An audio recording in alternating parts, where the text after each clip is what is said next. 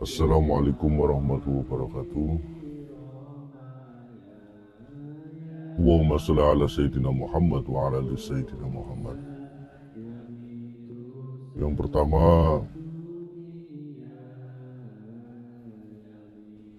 kita akan menceritakan dan membaca riwayat manaqib Syekh Siti Jenar.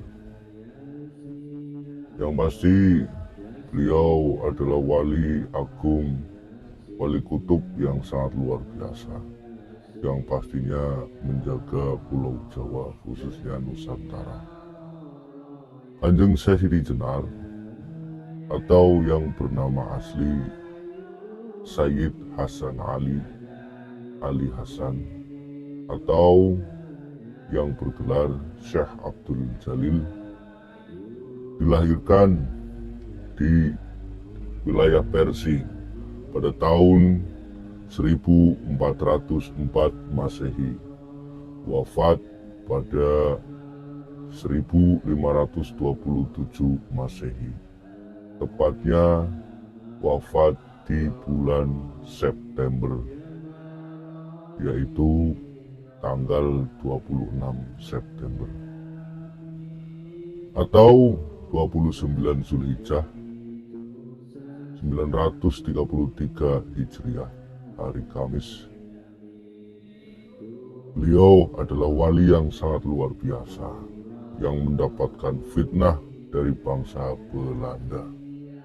Yang pasti beliau adalah sosok wali yang mana pada masa itu bergelar Syekh Lemah Abang, yang mana lemah berarti artinya tanah, abang yang berarti merah, atau yang bergelar Syekh Siti Jenar. Siti yaitu tanah, Jenar yaitu merah atau api merah. Artinya beliau bergelar sangat banyak sekali. Beliau adalah keturunan dari Rasulullah Shallallahu Alaihi Wasallam, yang mana beliau juga Al-Hasani, yang mana beliau juga Al-Husaini. Beliau mempunyai seorang bapak yang bernama Syekh Datuk Soleh, yang mana Syekh Datuk Soleh adalah Sultan Malaka. Beliau mempunyai seorang ibu yang bernama Dewi Kayut, yang mana kedua orang tua beliau adalah teman seperguruan dari Syekh Datuk Kafi, yang mendirikan pondok pesantren atau padepokan di Amparan Jati, Cirebon. Syekh Datuk Kafi atau Syekh Maulana Datuk Kafi, beliau memberikan pesan kepada Syekh Datuk Soleh apabila anaknya lahir dan ternyata anak itu laki-laki, haruslah diberi nama Hasan Ali, yang mana Hasan berarti cucu Rasulullah SAW, Ali yaitu Sayyidina Ali karamallahu wajhah. Sungguh ternyata anggapan dari Syekh Maulana Datuk Kafi benar, dan ternyata terjadilah anak itu lahir dan langsung diberi nama oleh Sayyid Maulana Datuk Kafi dan diberi nama Syekh atau Sayyid Hasan Ali. Hasan Ali kecil pada saat masih dibimbing di wilayah Cirebon sangat lincah dan sangat pandai, cepat sekali menghafal hafalan, termasuk hafalan Quran, kitab-kitab kecil, dan kitab-kitab yang lain, baik kitab Nahwu Shorof, Jalalain, dan kitab-kitab yang berat seperti Hikam, Ihya Ulumuddin, dan kitab-kitab yang lain. Lalu beliau diberangkatkan untuk mengenyam pendidikan yang lebih tinggi, tepatnya di wilayah Irak. Di Baghdad beliau digembleng habis-habisan oleh para mufti yang terkenal di wilayah Irak. Tidak sampai di situ, beliau juga digembleng di wilayah Iran. Sampai pada masanya beliau lulus, beliau akhirnya pulang ke pesantren yang dulu mengajarkan beliau tauhid, yaitu di Baghdad. Wilayah Baghdad yang mana berdampingan dengan makom Syekh Abdul Qadir Al-Zailani. Beliau juga mendapatkan jodoh di wilayah Baghdad, yang mana beliau akhirnya mendapatkan tugas setelah kelahiran anak pertamanya. Beliau mendapatkan tugas dari mertuanya agar menyebarkan Islam di Pulau Jawa. Di Pulau Jawa beliau harus tirah terlebih dahulu mampir di wilayah Cirebon, yang mana beliau akhirnya mampir di wilayah Cirebon dan menemui Syekh Abdul Datuk Kafi, atau yang biasa disebut Syekh Maulana Datuk Kafi. Akhirnya dari persinggahan Cirebon, beliau dikenalkan dengan seorang mufti, yang mana juga dari anak Syekh Maulana Sunan Gresik atau Syekh Maulana Malik Ibrahim, yang mana dikenalkan oleh sosok wali sepuh yang bernama Sunan Ampel. Sunan Ampel berpesan agar menggantikan dirinya suatu saat mangkat kepada Gusti Allah. Dan akhirnya tibalah pada proses pengangkatan wali penutup atau yang menjadi sesepuh di lingkaran Wali Songo. Diaturlah pada saat acara peresmian atau pengangkatan Wali Songo. Untuk memimpin Dewan Wali ditunjuklah Sayyid Abdul Jalil Hasan Ali atau Syekh Siti Jenar, menggantikan posisi Sunan Ampel. Itu disampaikan kepada Kanjeng Sunan Bonang, yang mana beliau menggantikan sementara posisi Sunan Ampel, yaitu bapaknya. Pada saat penggantian posisi itu, terjadilah penyebaran tugas di antara Wali Songo. Yang pasti tugas beliau sampai ke wilayah Tuban, sampai ke wilayah Nganjuk, Banyuwangi, Jepara, Pekalongan, Brebes, dan akhirnya kembali ke wilayah Cirebon untuk menggantikan posisi gurunya sekaligus mendirikan Padepokan Krendosowo, yaitu Lemah Abang. Dan juga beliau mengangkat murid yang mana dari keturunan Mojopahit yang bernama Ki Ageng Pengging dan Ki Lurah Joyoboyo, yang akhirnya menyebarkanlah agama Islam di wilayah Brebes, Cirebon, Kuningan, Jawa Barat sampai ke wilayah Pekalongan. Yang mana beliau mempunyai tempat kholwat di Punuk Sapi, Jepara, hanya sekedar untuk mengingatkan siapa dirinya dan siapa Gusti Allah. Dan beliau tetap mengajar pada saat waktu yang bersamaan, di hari yang sama, jam yang sama, dan pastinya waktu yang sama. Beliau mengajar secara bersamaan itu diketahui oleh para wali yang lain, artinya bisa mempunyai ajian bolo sewu. Secara bersamaan beliau juga mengajar di wilayah Cirebon, Brebes, Pekalongan, Demak, Jepara, Tuban, dan Banyuwangi.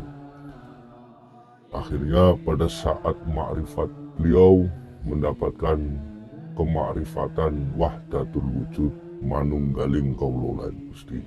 Dan itu disampaikan kepada beliau bahwa manunggal lan Gusti itu artinya semua yang bergerak, semua yang bernyawa, semua yang ada akan kembali lagi kepada yang ada, yaitu Gusti Allah.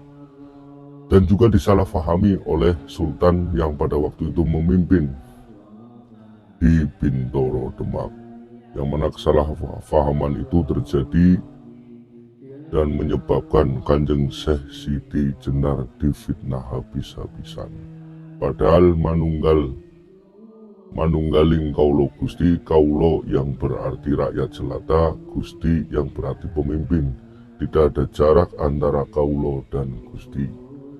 Pada saat Kesalahpahaman itu terjadi didukunglah oleh raja-raja besar di Jawa, dan pada saat posisi yang dipojokkan untuk memojokkan Syekh Siti Jenar hanya untuk kepentingan-kepentingan politik.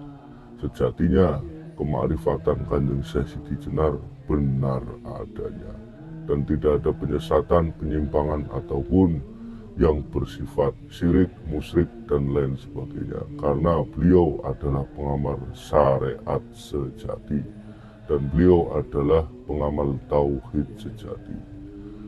Pada saat yang bersamaan muncullah para orang-orang yang mengadu domba, dan beberapa bagian dari santri Lemah Abang ada yang disandra, ada juga yang dilepaskan.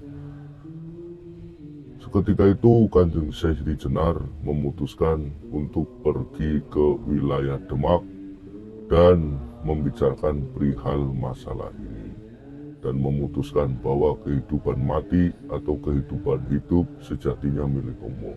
Mati ataupun hidup tidak perlu ada yang ditakuti. Akhirnya mengambil dan menimbang keputusan bahwa Kanjeng Syekh Siti Jenar yang dianggap sesat karena difitnah, Syekh Siti Jenar pun memutuskan untuk meninggalkan dunia dan mangkat kepada Gusti Allah, karena beliau seorang wali tidak mau dihukum oleh orang yang biasa, atau dalam kata lain haruslah wali juga yang mengantarkan keberangkatannya. Pada saat itu hari Kamis pagi, tepatnya 29 Zulhijjah 933 Hijriah, akhirnya dipilihlah sebagai tanggal yang pas untuk keberangkatan mangkat di malam Jumat untuk bertemu Gusti Allah.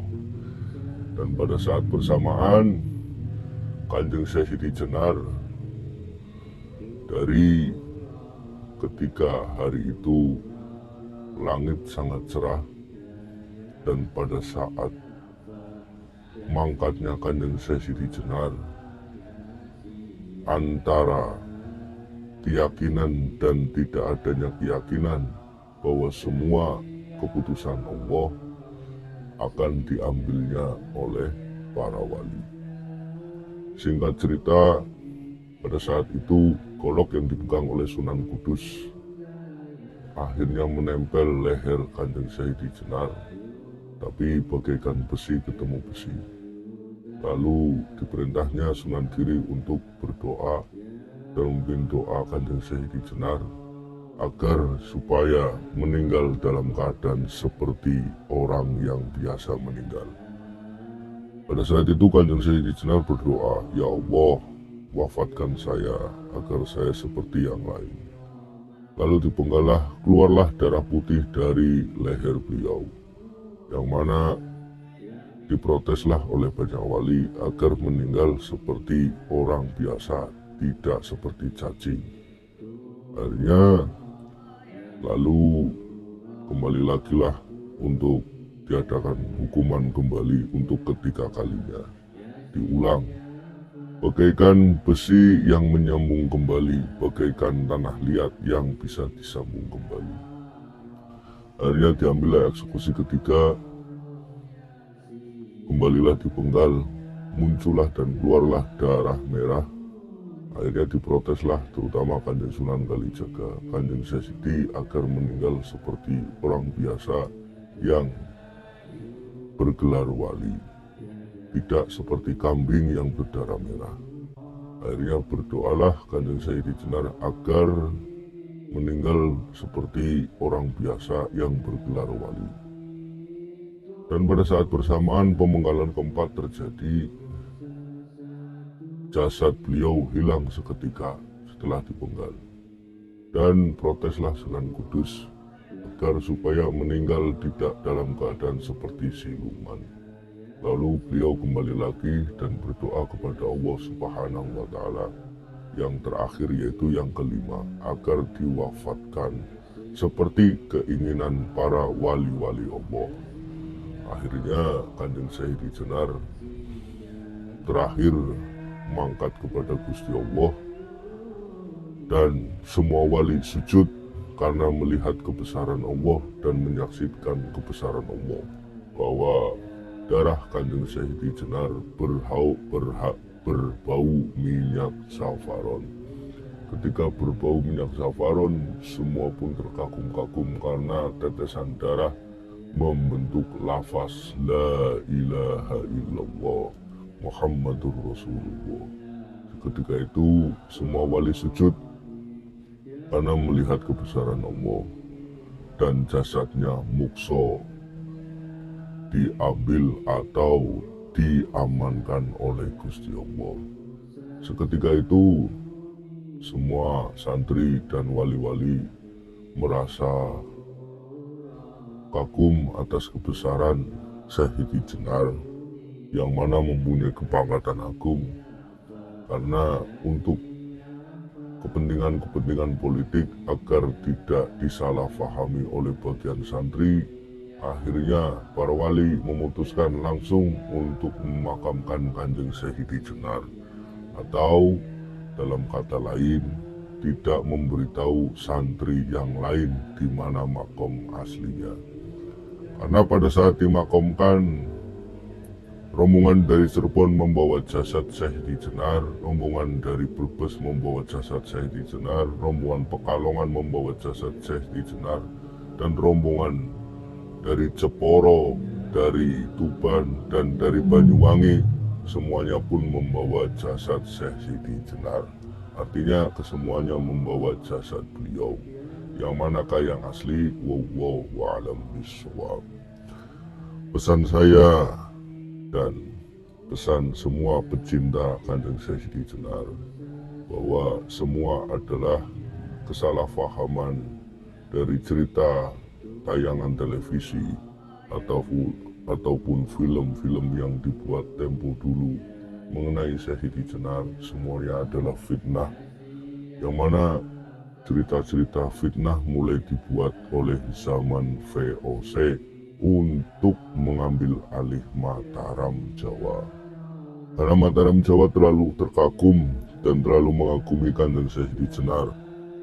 Kesaktian itu didapat barang siapa yang mengagumi Kanjeng Sayyidi Jenar, pastilah mempunyai kekokohan dan kesaktian yang sama.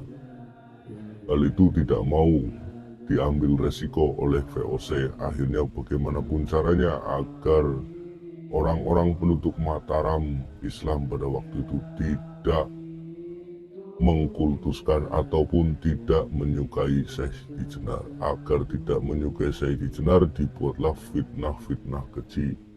Dalam hal ini difitnahlah Kanjeng Sayyidi Jenar bahwa dari cacing.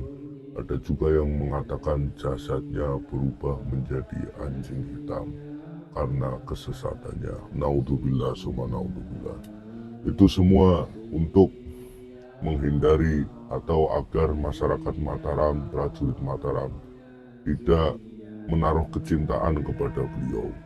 Karena VOC paham betul, orang-orang Batavia sangat paham, barang siapa yang mencintai Kanjeng Sayyidi Jenar, kokohnya bagaikan kerajaan Pengging, kokohnya bagaikan kerajaan Pajang yang tidak mudah diruntuhkan.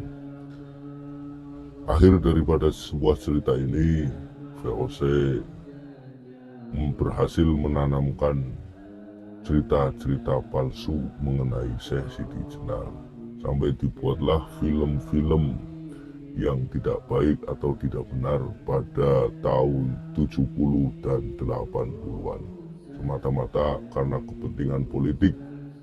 Karena kepentingan politik itulah cerita yang tidak semestinya bermunculan. Oke saudara semua YouTuber yang dimanapun Anda berada, semoga bisa mengambil hikmah pelajaran bahwa setiap wali Allah pastilah mempunyai kesalahan, karena yang maksum hanya Rasulullah SAW. Tapi dalam hal ini untuk mengenai Syekh Siti Jenar atau Syekh Lemah Abang atau Sayyid Hafsan Ali, kita lah pasti tahu beliau keturunan Rasulullah SAW, yang mana barang siapa yang memfitnah dan barang siapa yang menghardik, apalagi sampai menanamkan kebencian kepada cucu Rasulullah Shallallahu Alaihi Wasallam, pastilah kita terancam syafaatnya. Atau dalam kata lain, beliau keturunan orang yang ditunggu-tunggu syafaatnya, dan kita dengan tidak mempunyai rasa belas kasihan memfitnah, padahal kita tidak hidup sesamanya. Semoga ini semua bisa diambil pelajaran, dan inilah cuplikan-cuplikan haul pada saat haul Tuan Syekh Abdul Jalil Syekh Lemah Abang Kanjeng Syekh Siti Jenar di wilayah Pekalongan. Sekian, terima kasih. Semoga manakib singkat ini panjenengan semua bisa mengambil hikmahnya, dan teruslah mencintai para wali agar kita mendapat syafaatnya para nabi, khususnya Rasulullah SAW. Hanya orang-orang munafik, musyrik yang mempunyai kekafiran yang nyata, yang tidak mencintai para wali. Sekian, terima kasih. Wassalamualaikum warahmatullahi wabarakatuh.